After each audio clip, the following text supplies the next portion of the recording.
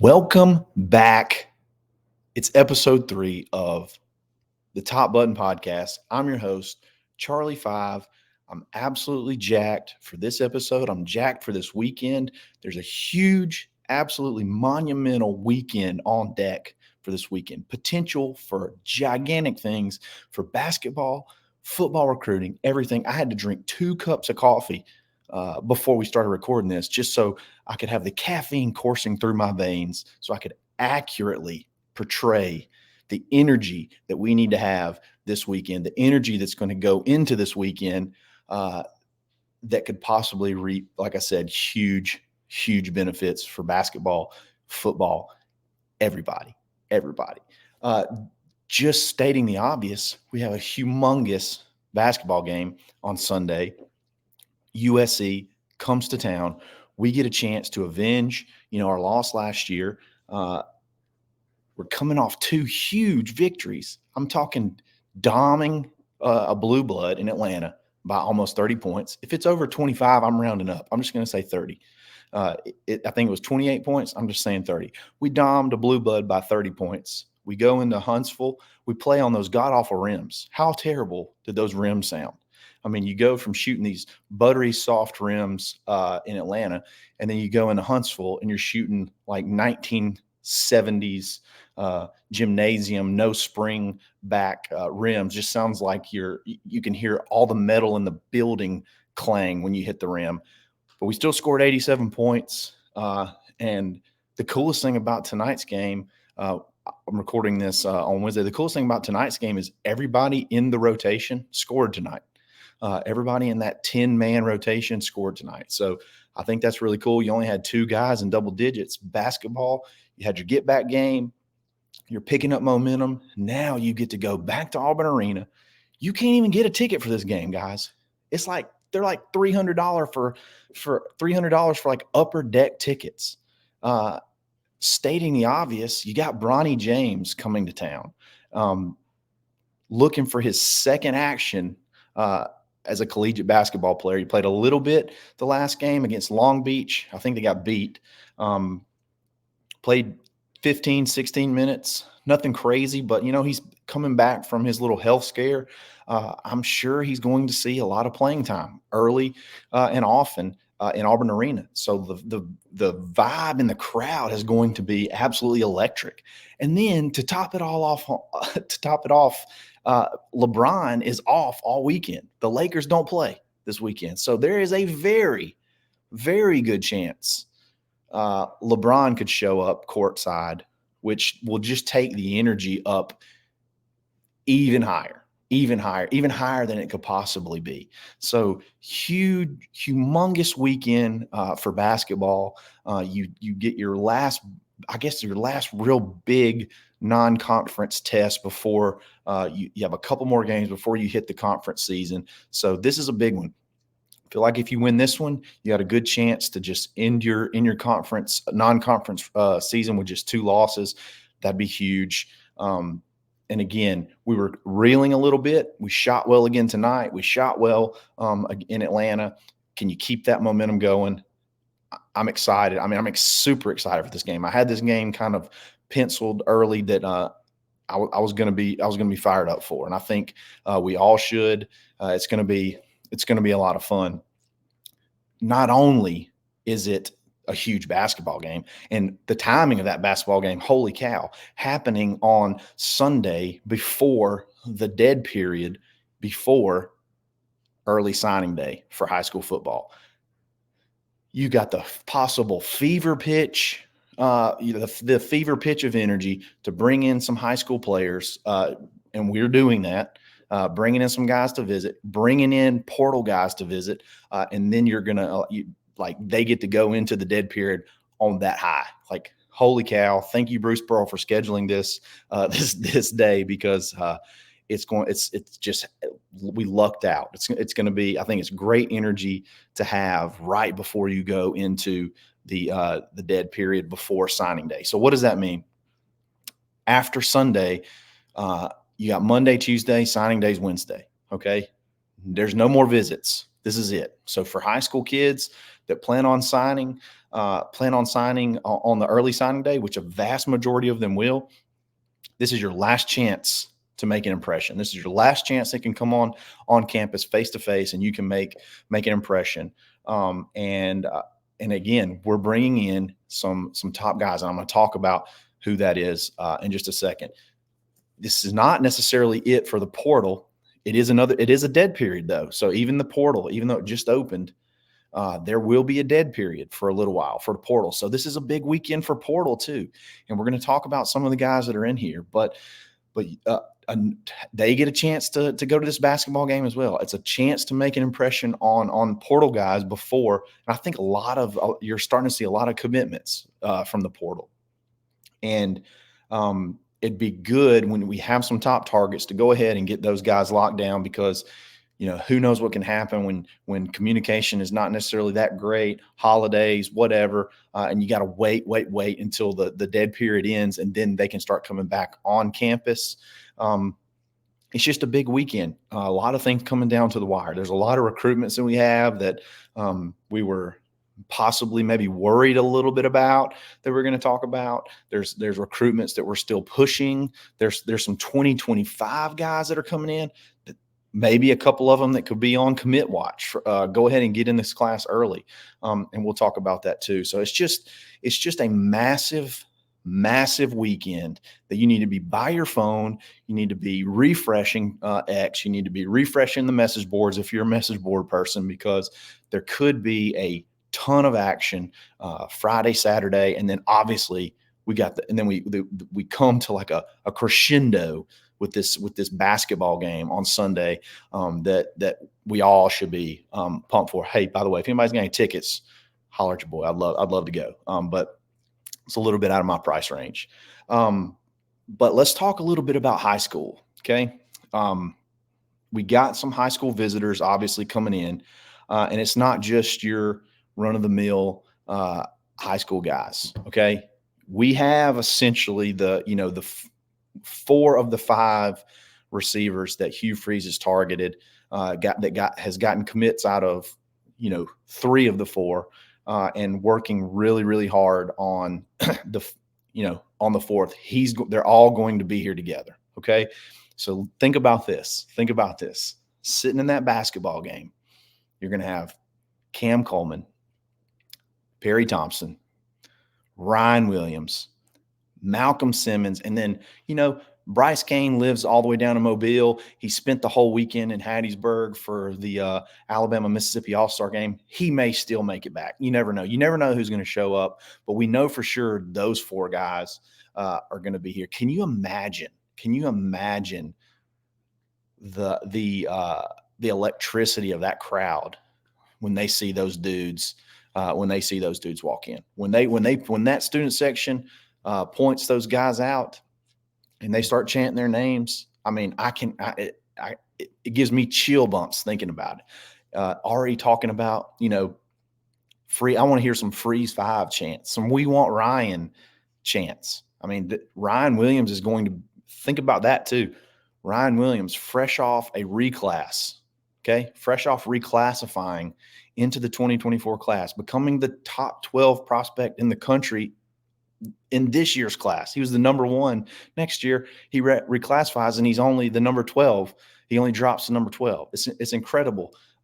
He's going to be here the night before the dead period. I don't really think he plans on signing on Wednesday, but still, it was big that we're the last people he's going to talk to before that dead period. We're the last people he's going to visit. I think that's huge. There was a little bit of concern from a lot of people about Perry Thompson. I think Perry Thompson, number 1, he's probably one of the most, I would say he's the most important person in this class. And I'll tell you why.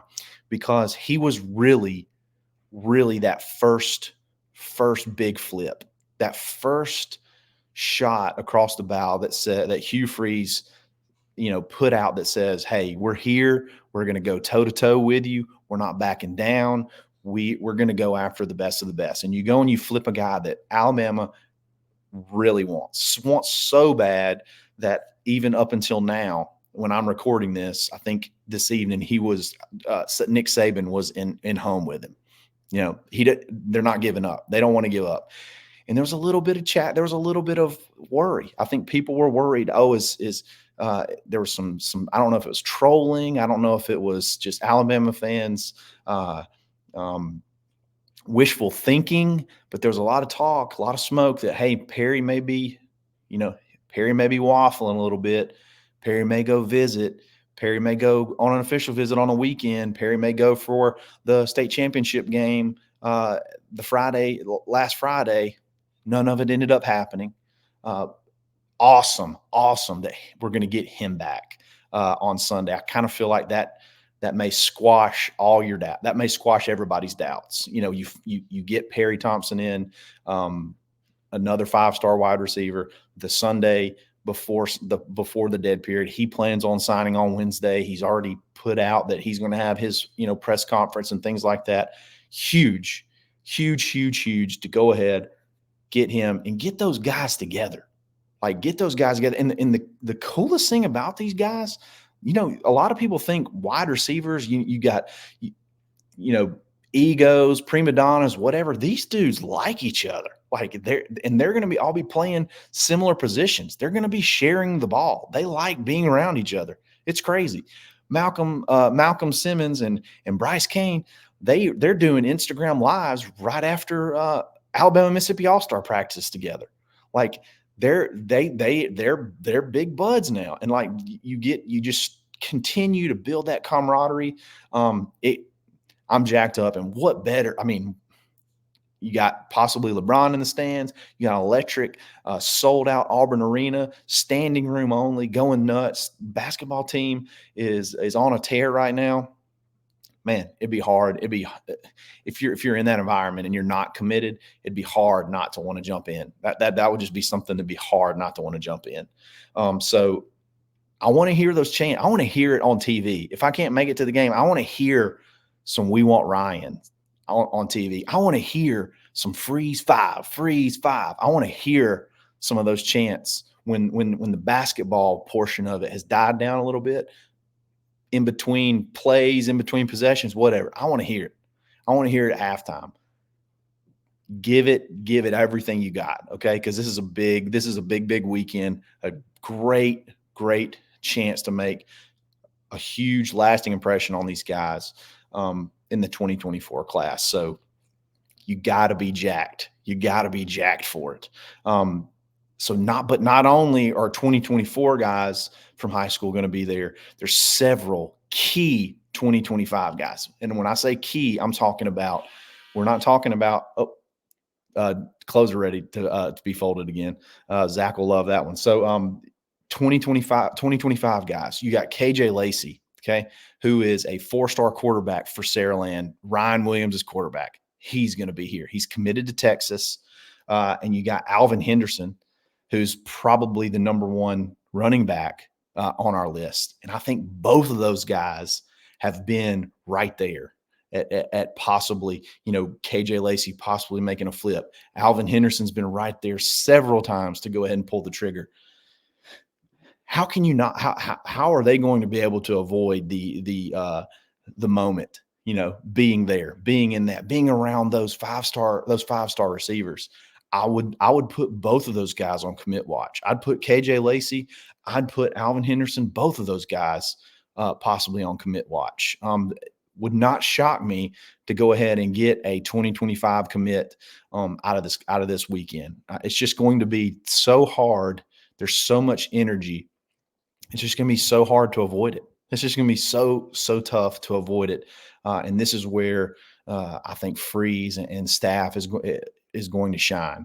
And another thing is Bruce loves moments like this too. Like, Bruce is going to be just as involved with these guys as Freeze and staff is, because those dudes feed off each other. They've become friends. They feed off each other.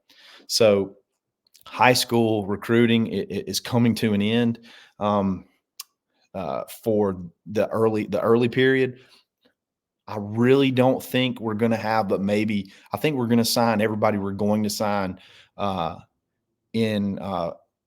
on Wednesday, except for, Ryan Williams. Ryan Williams is the guy. There's no secret that we're going to continue to pursue. And if the reports are right, we're going to have his last official visit, which I think is invaluable to have for Hugh to have the last chance to see him before kind of like this Sunday is before early signing period. Hopefully Hugh's going to have him in Auburn the last Sunday before the late signing.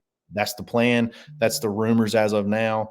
I think Ryan has said it himself. So, can Auburn pull off the unthinkable here? I don't know. I feel about it. I don't know. I'm sort of like in a 50-50 scenario. I feel like it would erase a lot of demons that we have as Auburn fans that we've dealt with guys like T.J. Yeldon and the Reuben Fosters and Rashawn Evans. To me, if you can pull this one off, it takes the sting away from those 1,000%. You know what? We're even. We'll call it even. We'll just say if you can pull this one off, you kind of call it even. I think he's that electric. I think he's that impactful. If nothing else, heck, you don't have to defend him because he's going to be a problem at the next level. The next level for sure. So it's great to get him in. You've got some guys that you've had in visits previously that you got to close with. You're trying to close on an Amaris Williams. Holy cow, man. I tweeted about it. If you haven't seen it, you've got to go. You got to follow me on Twitter and look at his senior highlight film. Okay.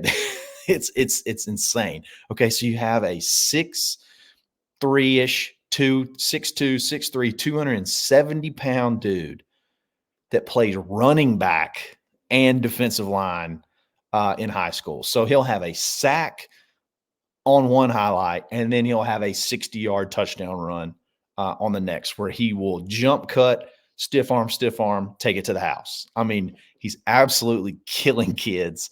It's unfair. He's a cheat code, and I love where we sit for him. He's committed to Florida. There's no way he signs with Florida. He was supposed to visit Georgia this weekend. That was going to be the big battle. I think that was canceled. So it's just sort of signs are sort of pointing to Auburn. He's huge, man. And, that's another top 100 defensive lineman you could be adding to the class. So you got right now, you got Malik Blockton, you got TJ Lindsey, you add an Amaris Williams. That is a hefty first full defensive line class with very versatile big guys to add to this defensive line room. And then you still, big game hunt. Can you land LJ McCray? Again, you had him in for a visit last weekend. We talked about it. That would just be sort of icing on the cake. So you got those guys. You got Cohen Eccles, 4-star offensive lineman. I think we sit really, really well with him. He decommitted from A&M. It's been kind of quiet on him recently, but I still feel really good about Cohen Eccles.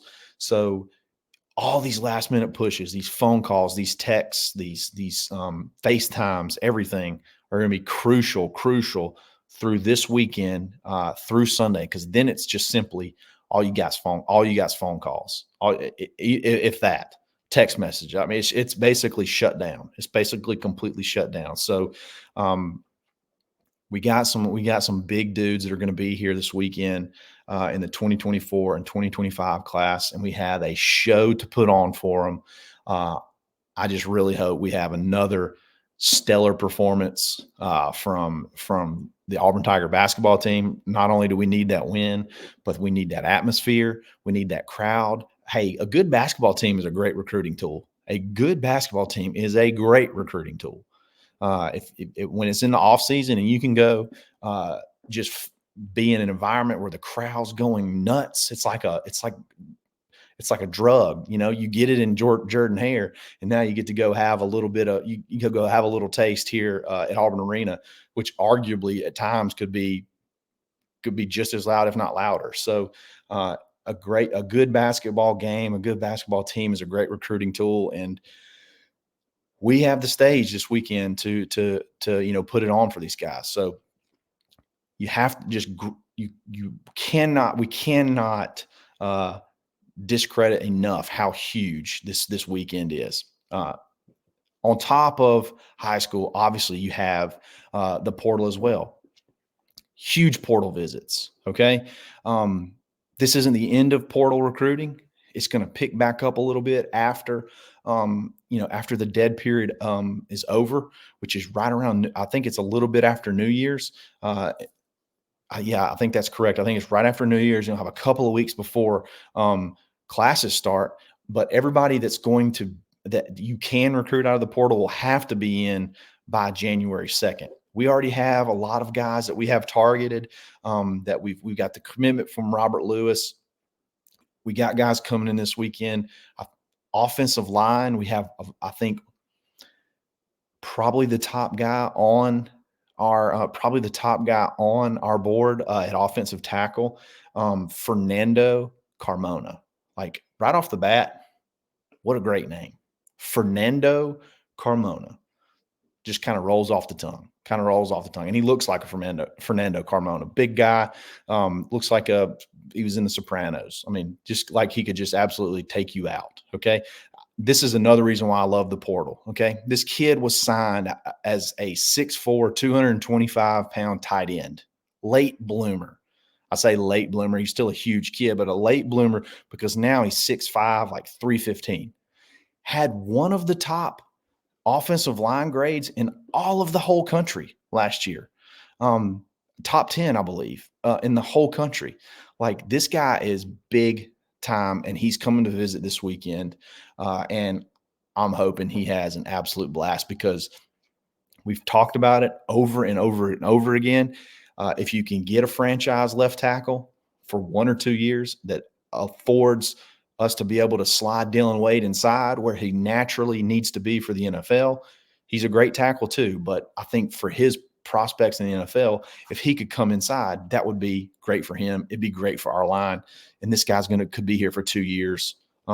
If he's not so good that he could jump after one, but big target. We need him. We got to have two. I think we need at least, like I said, 2 offensive linemen. We got a couple of other guys coming in that, I could go down the list. I think that would get kind of boring. But just talk about the main dudes that we have coming in. He's one. Fernando Carmona, watch out for him.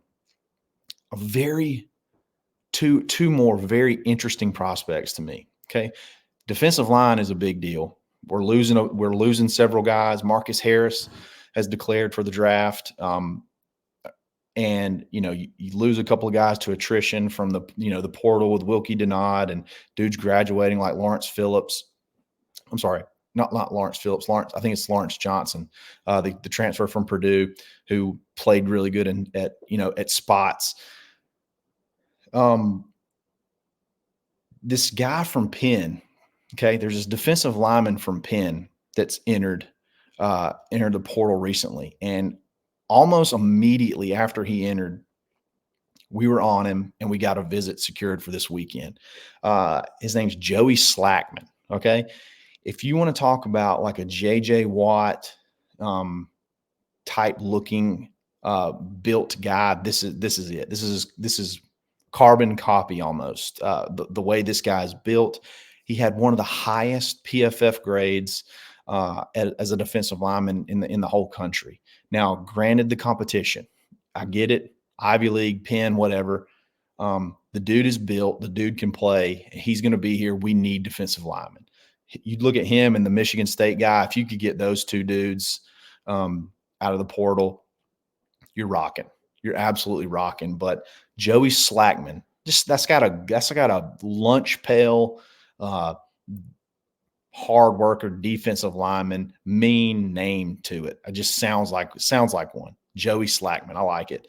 And then probably the most intriguing prospect that's going to be here is Jaleel Skinner. I'm not sure. Some of you that are like recruiting nerds like me, the name rings a bell. He was a 5-star tight end. He was really like a big wide receiver. he could absolutely fly. I think one of his biggest traits was I think he runs like definitely a sub 4.6, possibly a sub 4.5 40, 6'5", 220 plus tight end. He goes to Miami, has had I'm not sure if it's the system fits or what, but had a little bit of issues sort of kind of breaking free. But why not give this guy a look? I mean, we know he's got all the physical traits, all the physical gifts. You got Rivaldo for another year, who's a similar built type player. Why not bring him in, give him a chance to learn from Rivaldo? Then you got a guy who's got 5-star ability waiting in the wings. And if he breaks through, great. If he breaks through, huge bonus. So those are guys that I think the most important portal visitors, there's 5 or 6 that are coming. Everybody's important at this point in time, but those are the guys I think I want to be. If I were you, I'd be watching a little bit closer. So what a great weekend on tap.